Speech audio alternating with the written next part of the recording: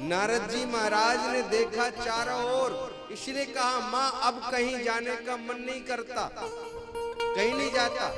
मैं अपने पति की बात बताऊं गुरुदेव, मेरे पति तो जो भी भगवान की लीला के दर्शन करते हैं ना, वो सब दर्शन मुझे आके बताते हैं। ऐसा कोई भी दर्शन नहीं है जो मुझे न बताते हो, मुझे आके सब बताते हैं। आज मैंने भगवान की इस लीला के दर्शन किए, आज भगवान की ये लीला मैंने देखी। मेरे पतिदेव तो मुझसे बहुत प्रेम करते हैं, बहुत स्नेह करते हैं। नारद जी ने सोचा मौका अच्छा है, तीर मार देता हूं। बोले सुनो जी, अगर आपके पतिदेव आपको प्रेम करते हैं, स्नेह करते हैं, दुलार करते हैं, तो ये तो जरूर बताया होगा कि उनके गले में जो मुंड की माला है उसमें किसके मुंड लगे। बोले देखो जी, प्रेम तो बहुत करते हैं, बात तो मेरी सब मानते हैं, लेकिन गले में मुंड किसके लगे हैं ये बात आज तक नहीं बताई। ये समाचार मुझे आज तक पता ही नहीं है कि वो जो मुंड माला धारण करते हैं उसमें किसके मुंड लगे हैं, ये आज तक जानकारी नहीं है। देखो जी, ये आपके घर का मामला है, मैं बोलूं ठीक नहीं है, आप लोग आपस में बात कर लेना, लेकिन जब आपको ये ही पता नहीं है कि आपके पति देव जिस माला को 24 घंटे धारण करके रखते हैं उसमें किसके मुंड लगे हैं, ये बात आपको आज तक नहीं बताई है।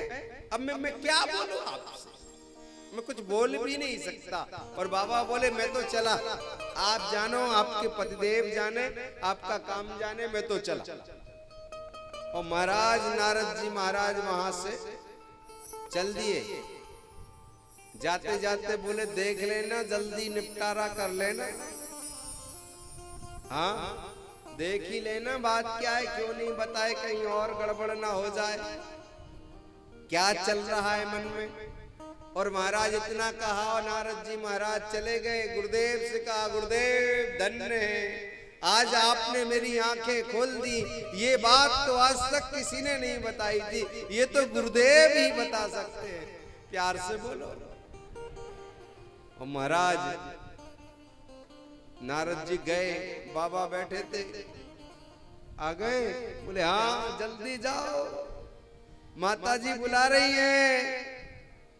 बोले आप मेरे घर से निकल कर आए हो तो बुलाएंगी ही वो तो हैं?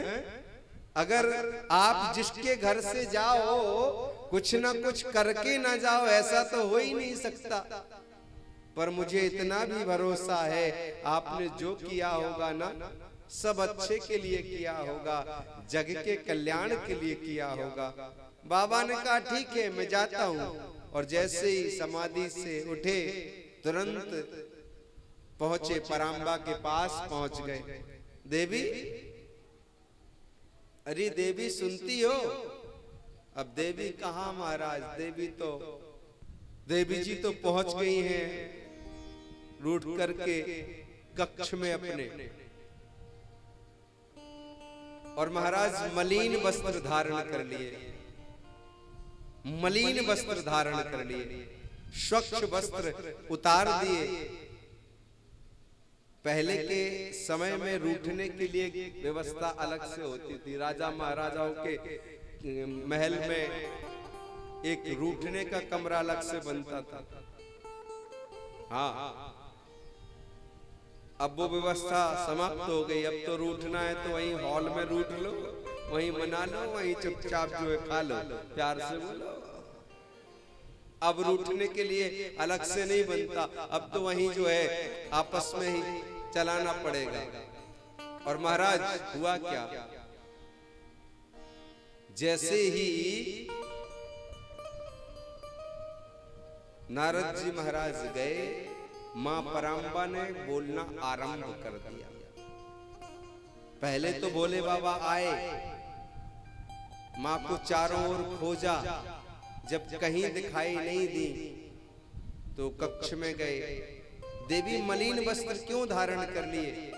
क्या बात है, हमसे कोई गलती हो गई क्या, हमसे कोई अपराध हो गया क्या, आप उदास क्यों हो, क्या कारण है, किस वजह से उदास हो। माँ ने कोई जवाब नहीं दिया।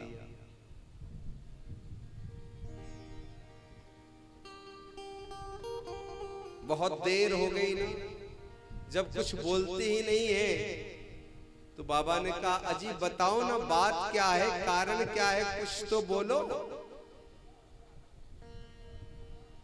बोले मैंने तो सोचा था मेरा पति बाहर से काला है, मुझे क्या पता था कि मेरा पति तो अंदर से भी काला है। अरे देवी हुआ क्या है, बात क्या है, कारण क्या है, ऐसे क्यों आप मुझ पर इल्जाम लगाए जा रही हो, क्या अपराध हो गया हमसे।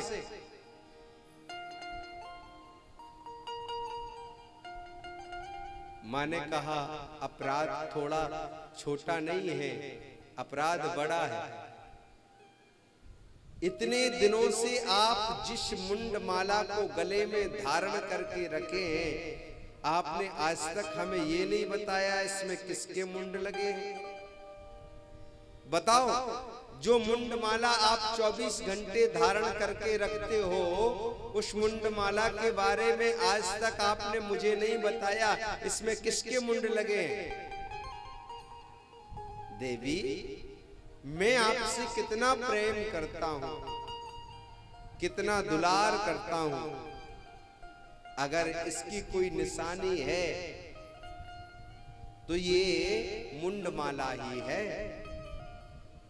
इस मुंडमाला में जितने बार भी आपने देह का परित्याग किया है ना, मैंने आपके उन रूपों को पिरो करके रखा है, और ये अपने गले में हमेशा धारण करके रखता हूं।